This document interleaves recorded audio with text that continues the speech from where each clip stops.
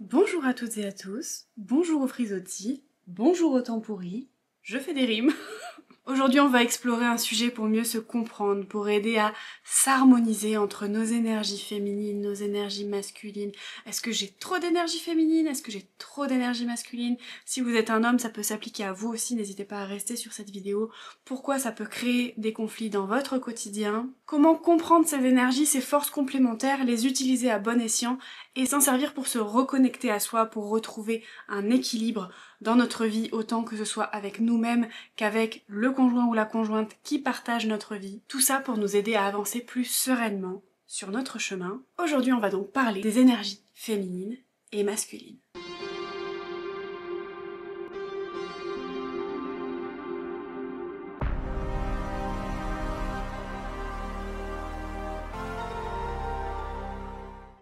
Moi aussi je m'installe confortablement dans mon canapé. J'ai pas pris à boire, j'aurais peut-être dû prendre à boire, mais c'est pas grave. On va commencer comme ça et j'irai me prendre à boire après. On va commencer par poser les bases, par donner des définitions et par expliquer ce qu'est l'énergie féminine, ce qu'est l'énergie masculine. L'énergie féminine est aussi appelée l'énergie yin. C'est une énergie réceptive, intuitive, créative. Elle incarne la douceur, l'émotion, la connexion aux autres et à soi-même. Elle s'exprime par l'écoute, l'adaptabilité, la sensibilité et l'imaginaire. L'énergie masculine, au contraire, est aussi appelée l'énergie yang.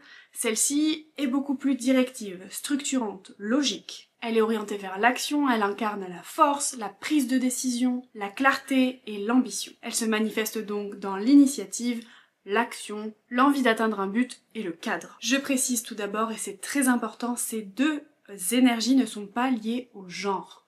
Elles le sont un petit peu, mais ce n'est pas parce que vous êtes une femme que vous devez avoir que de l'énergie féminine, parce que ce sera pas bon. Ce n'est pas parce que vous êtes un homme que vous devez avoir que de l'énergie masculine, parce que ce sera pas bon non plus. C'est comme le yin et le yang, le petit schéma, il faut un peu des deux, et il faut un peu de noir dans le blanc, et un peu de blanc dans le noir, afin de faire un tout qui puisse s'imbriquer correctement et fonctionner notamment dans le cadre d'un couple hétérosexuel. Mais voilà, moi je vais parler dans ce cadre-là puisque je suis hétérosexuelle et c'est comme ça que je fonctionne aussi.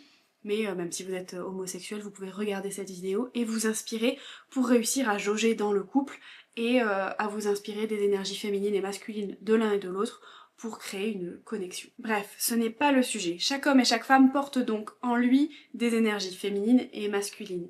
Il faut juste savoir les jauger et les adapter. Ce sont des pôles énergétiques qui sont complémentaires et qui travaillent ensemble. En fonction du type de caractère de la personne, de son vécu, de sa personnalité, il peut y avoir plus ou moins d'énergie féminine et masculine. Cependant, ce n'est pas une fatalité. Vous pouvez travailler sur vous afin que l'une des deux énergies ressorte un petit peu plus que l'autre. Si vous vous trouvez trop masculine en tant que femme, vous pouvez travailler pour le côté féminin.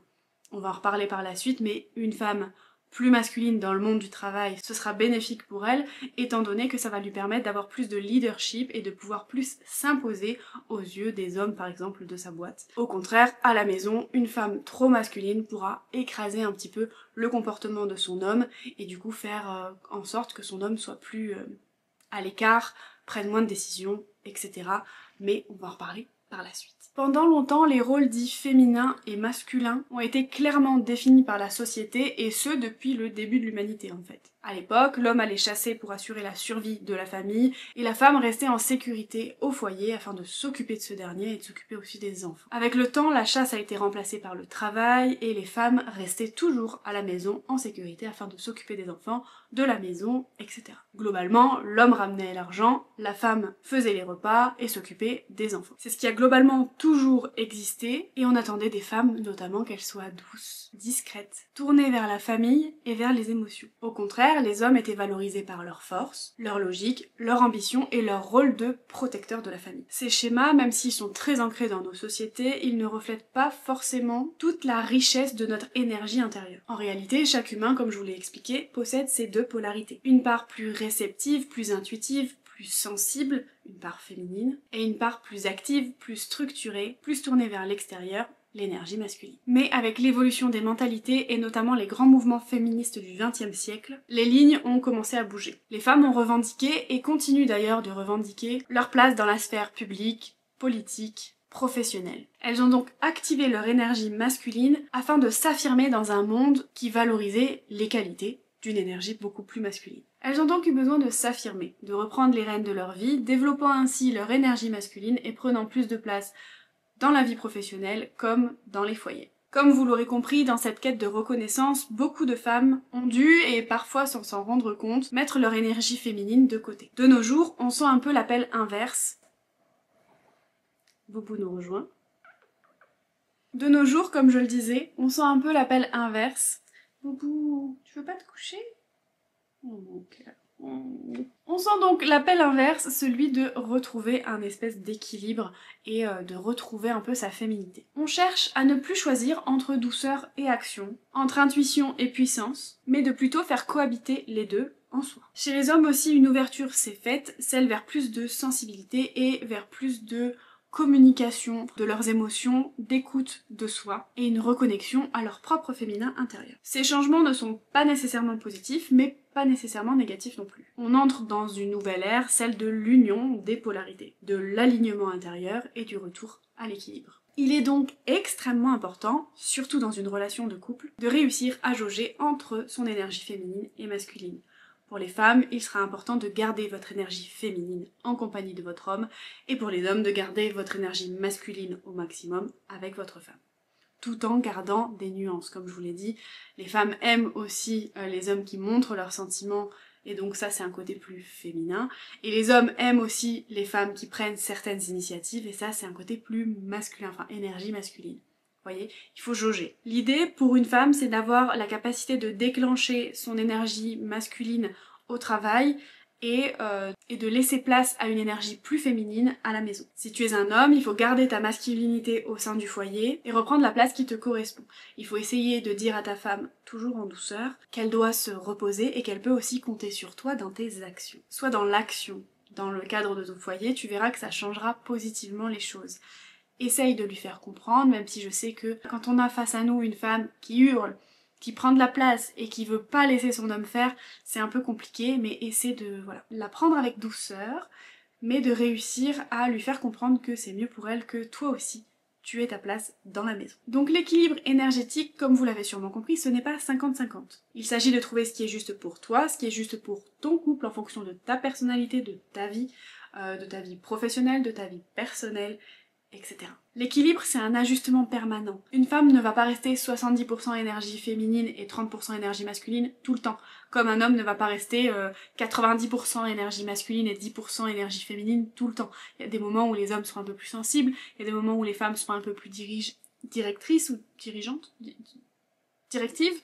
Bref, vous avez compris. Mais voilà, le tout est de jauger, de s'adapter en permanence comme une espèce de danse intérieure en vous. C'est beau comme ça.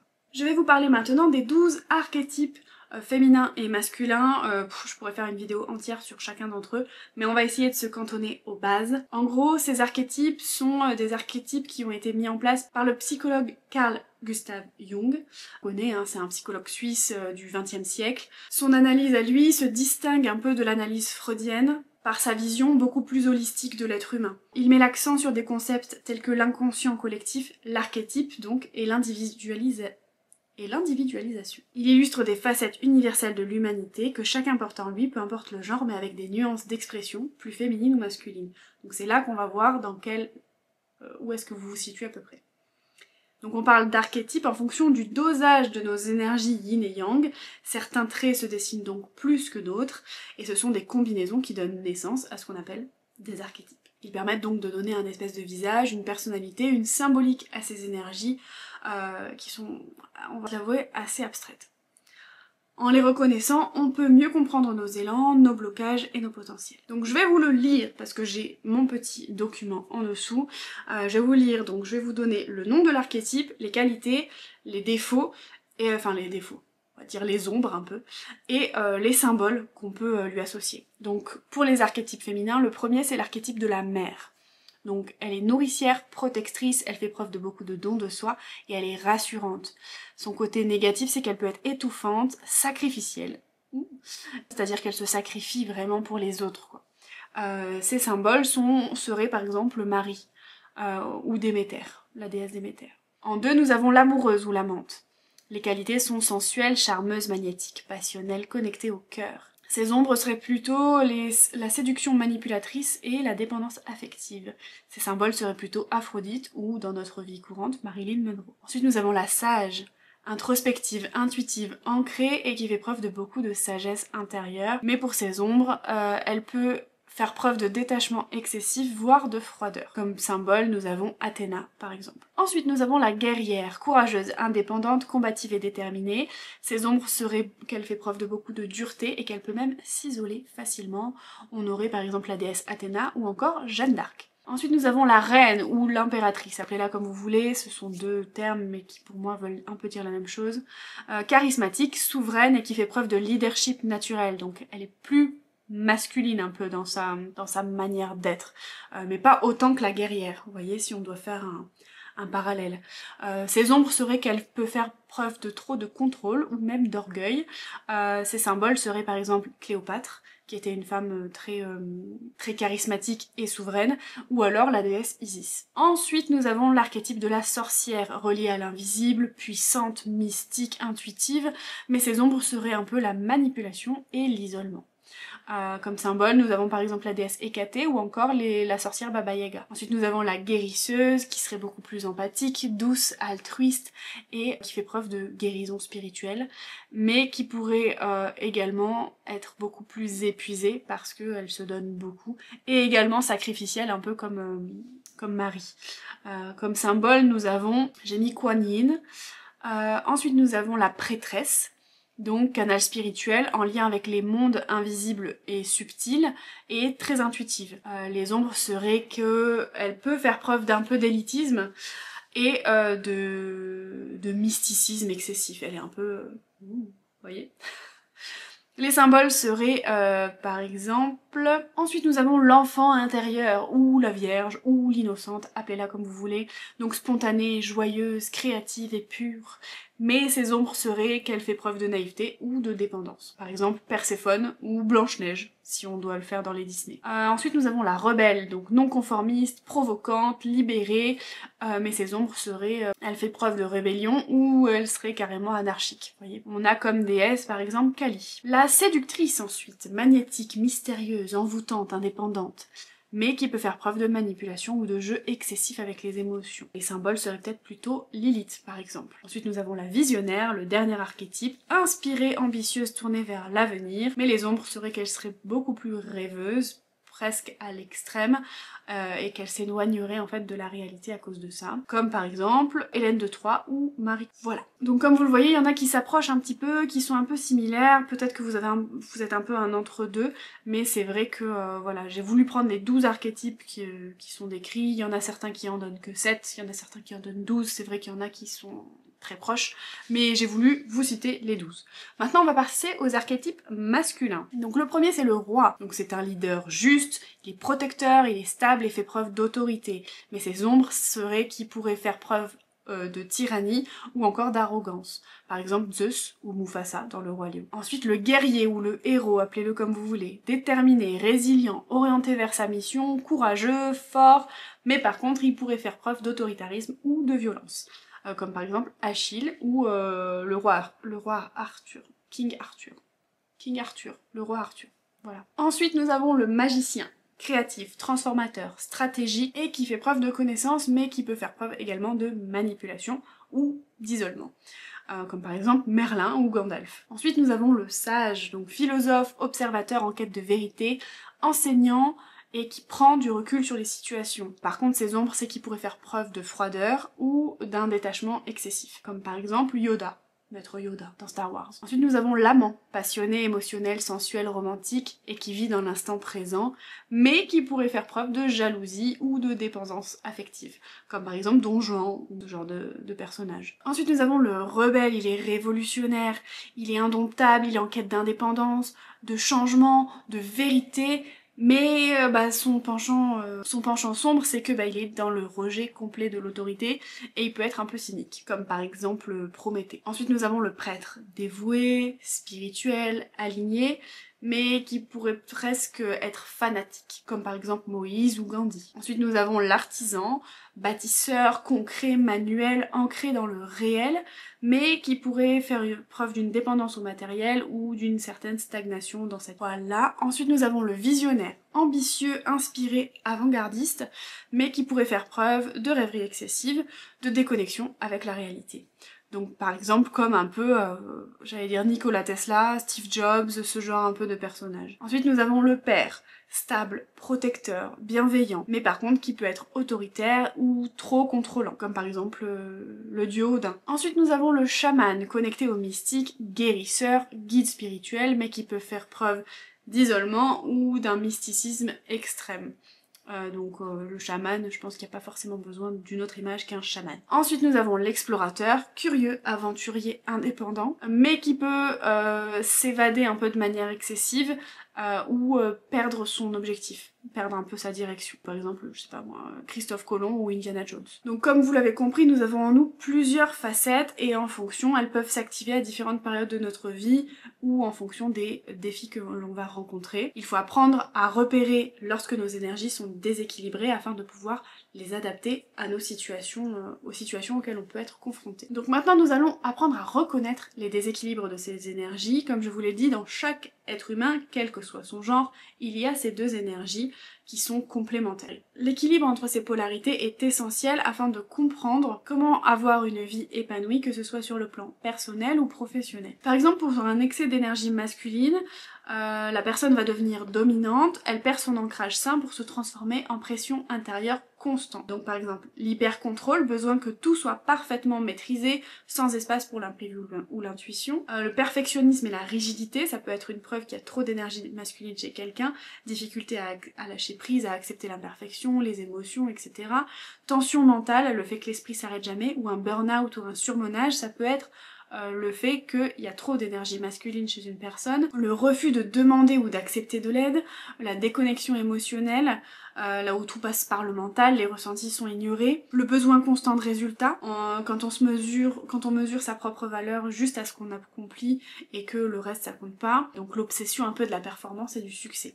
Tout ça, ça peut montrer un déséquilibre, un trop-plein d'énergie masculine. Au contraire, pour l'énergie féminine, on va avoir à l'inverse une personne qui devient confuse, désorganisée, un peu trop flottante, donc de la passivité, de la procrastination, tendance à remettre à plus tard, de l'hypersensibilité avec des débordements émotionnels, la difficulté à s'affirmer, on n'ose pas dire non, on a peur de blesser, on a peur de parler, manque de limites, incapacité à poser un cadre sain, donc ça revient à la même chose que l'incapacité de dire non, manque de direction, beaucoup d'inspiration, on sait pas trop quoi faire et du coup on passe pas à l'action. Voilà. Le féminin blessé, en gros, il se coupe de sa puissance en confondant douceur et fragilité. Dans les relations, les déséquilibres énergétiques se reflètent puissamment dans nos interactions avec les autres et notamment dans les relations amoureuse, comme vous l'aurez compris. Par exemple, deux personnes en excès d'énergie masculine, ça va donner un espèce de rapport de force permanent. Une lutte pour l'ego, pour le pouvoir un peu, pour qui porte la culotte.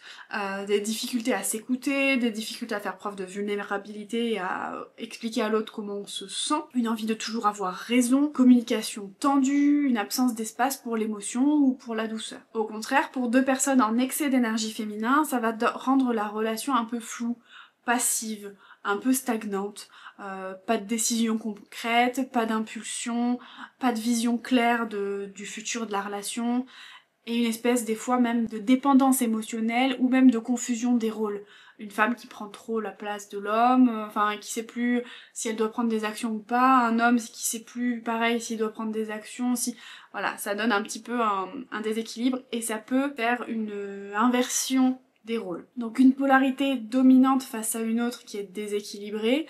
Par exemple, si une femme fait preuve de trop d'énergie masculine et qu'un homme est un peu dans un entre-deux et déséquilibré, ça crée un espèce de déséquilibre relationnel avec une inversion parfois des rôles énergétiques. Donc la femme prend trop de place et l'homme en fait il devient de plus en plus passif et il se laisse vivre. Et c'est pas que la faute de la femme, hein, attention, c'est aussi la faute de l'homme qui arrive pas à garder sa place d'homme au sein de la relation. Je parle toujours dans les relations hétéros. On observe souvent Une femme qui va faire preuve de beaucoup de contrôle, d'initiative permanente, du mal à lâcher prise, et tu fais quoi, et t'es avec qui, et nanani, et nanana, voilà, et tu fais jamais ci, et, ah là là, et très... qui aboie beaucoup, j'ai envie de dire, qui va attirer un homme dans une énergie féminine blessée, donc qui est beaucoup plus passif, pardon, qui est beaucoup plus dans la fuite, qui veut pas parler de ses sentiments, qui est tout mou, j'ai envie de dire. Vous voyez, une femme très dure qui est avec un homme qui est tout mou. J'ai un peu envie de caricaturer un peu comme ça, c'est une caricature. Hein. D'ailleurs, si vous vous vexez, c'est peut-être que vous êtes dans ce cas-là aussi, c'est possible. C'est une piste à, à creuser. Si jamais, n'hésitez pas à me laisser un petit like si jamais vous êtes en train de vous rendre compte de certaines choses au sein de votre couple ou au sein de vous-même. Ça me fait toujours très plaisir d'avoir du soutien. Comme je vous l'ai dit, ce schéma donc crée une inversion des polarités. La femme se sent donc obligée de tout porter, de prendre des décisions, etc. Mais elle en souffre intérieurement. Même si elle s'en rend pas forcément compte et qu'elle se dit « moi je gère tout d'une main de maître », bah en fait, pas forcément. Et l'homme du coup bah il se sent inutile, il se sent un peu étouffé, il s'éloigne encore plus, il se dit bon bah je sers un peu à rien, vas-y. Et il se repose un peu sur ses lauriers, le coco. Ça mène du coup à de la frustration, à une déconnexion émotionnelle entre les deux, à des conflits récurrents, voire même à une perte de désir entre les deux, perte de libido quoi. Du coup pour harmoniser tout ça, comme je vous l'ai dit, la clé c'est pas d'être à 50-50. 50 énergies féminines, 50 énergies masculines en nous. À chaque instant, il faut apprendre à reconnaître ses propres déséquilibres et ceux de son partenaire afin de se réharmoniser. Quand on réintègre un féminin intuitif et un masculin structurant, structuré, où il sait où il va, on retrouve l'équilibre et la fluidité, la complémentarité dans nos vies et dans nos relations. Maintenant, on va parler de comment on réharmonise ces énergies. Réconcilier les polarités féminines et masculines en soi, c'est retrouver l'alignement, la fluidité et la capacité à s'adapter aux différentes situations de sa vie avec le plus de justesse possible. Chaque énergie a ses forces, ses élans, et c'est en les activant consciemment que l'on retrouve son équilibre intérieur. Comme je vous l'ai dit et je le répète, ce n'est pas une question de genre, c'est une question de dynamique énergétique. Si tu sens que tu as besoin de nourrir ton énergie féminine, l'énergie féminine, donc c'est celle de la réceptivité, de la création, de la connexion à votre ressenti. C'est une énergie cyclique, fluide et profonde. Elle est jamais linéaire, elle est cyclique, comme une femme. Le cycle des hormones, par exemple, il y a des moments où on va être plus entreprenante, il y a des moments où on va être beaucoup plus fatigué, beaucoup plus besoin de souffler, de communiquer ses émotions, de tout laisser sortir. Vous savez de quelle période je parle, normalement si vous êtes une femme, mais voilà. Connectez-vous à votre corps et à votre intuition. Donc connexion au corps et à l'intuition, bouger sans but, simplement pour se ressentir, donc de la danse, du yoga, des automassages, etc. Respirez profondément, marchez en pleine conscience. Pour vous recentrer, vous pouvez aussi faire de l'écriture, un journal de gratitude, créer pour le plaisir, donc peindre, chanter, écrire, dessiner, peu importe, parce que le féminin se nourrit de la lenteur, de l'espace, mais d'un espèce de vide mais fécond. Ensuite, il faut donc prendre soin de soi, ouvrir la porte à la réception. Donc prendre du temps pour soi, se chérir soi-même, se nourrir intérieurement. Accepter de recevoir des compliments, de l'aide, du soutien, et ce sans culpabiliser. Dire oui à la douceur, au plaisir et à l'abondance. Pour activer ton énergie masculine, au contraire, tu dois, donc c'est l'énergie qui est dans l'action, dans le cadre, dans la structure. C'est une énergie droite, stable, dirigée. Tu peux donc planifier ta journée, te fixer des objectifs. Le masculin te donne une espèce de colonne vertébrale pour que tes projets prennent vie. Tu dois prendre des décisions et être engageant, prendre des décisions claires, t'engager pleinement dans ce que tu choisis et aller au bout de ce que tu commences. Ça, c'est très important. Il ne s'agit pas d'en faire plus, mais de le faire avec plus de clarté et de conscience. Ensuite, on a la volonté et l'ancrage physique, donc relever des défis personnels comme du sport, des challenges physiques pour renforcer sa volonté, mais aussi adopter une posture. Mais aussi adopter une posture droite, fière, un regard franc, parler avec assurance. Ça, c'est faire preuve d'énergie masculine. Le corps soutient la présence masculine. Il incarne la détermination et la stabilité. Dans un couple, il faut donc danser avec ces deux énergies.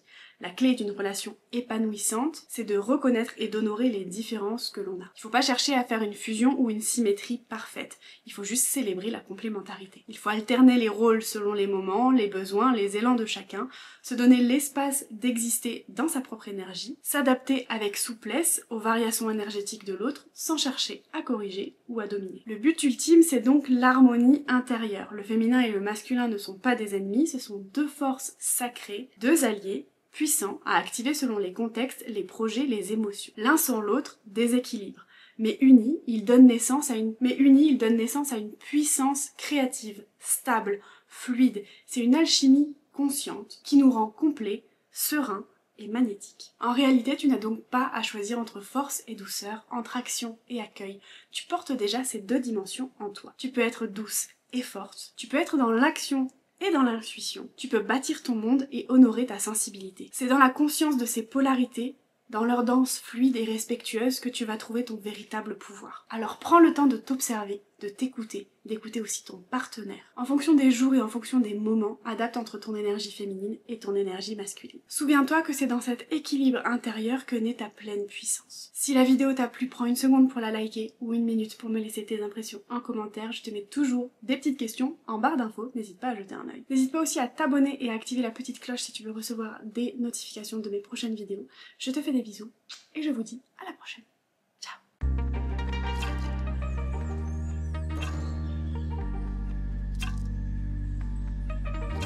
Bonjour aux frisottis, bonjour aux tempouris, je fais des rimes. Bref, on va y aller, on va s'installer confortablement, on va... Aujourd'hui on va explorer un sujet pour mieux se comprendre. Se comprendre. Amour! Oui, c'est pour te dire que je pars là, je rentre. Ok amour, parfait. Ok, c'est la tempête ici. Ouais, franchement c'est un truc de fou hein. À tout à l'heure mon amour. Bisous. Sois prudent surtout. T'inquiète pas, j'y vais en marche arrière là, t'inquiète pas. Ok, très bien, parfait. Bisous. Bisous, bisous. Elles ont donc eu besoin de s'affirmer, de reprendre les rênes de leur vie en développant. Chez les hommes aussi, une ouverture s'est faite, aïe aïe aïe, tu me griffes, en fonction des jours et en fonction des moments. Adapte entre... réconcilier les... Réconcilier polarité, c'est retrouver l'alignement, la fluidité et la capacité de s'adapter aux différentes situations de vie avec justesse. Oh mais c'est pas vrai!